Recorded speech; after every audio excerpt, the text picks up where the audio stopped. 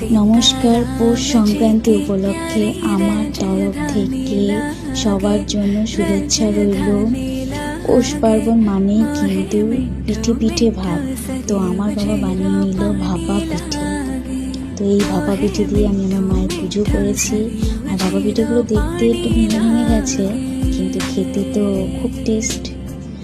এরপর আমার বাবা বানিয়ে নিল নিজের হাতে চষি। এই চষিগুলো বানাতেও কিন্তু ধৈর্য লাগে। তো আমার বাবা একদম নিজের হাতে প্রত্যেকটা চষি বানিয়ে নিল। কি সুন্দর করে বানাচ্ছে দেখুন। এর সঙ্গে দিয়েছে দৌলা।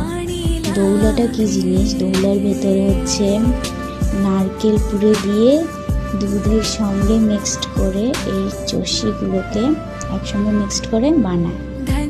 তো ওটা তো খুবই টেস্টি একটা খাবার। তো সবাই তোমরা খেয়ে টেস্ট করে একবার দেখবে। কিন্তু আমার বাবার হাতেরটা কিন্তু দারুণ হয়েছে, দারুণ। আমার মাও খুব ভালো বানাতো, তো এখন বাবাও খুব ভালোই বানায়।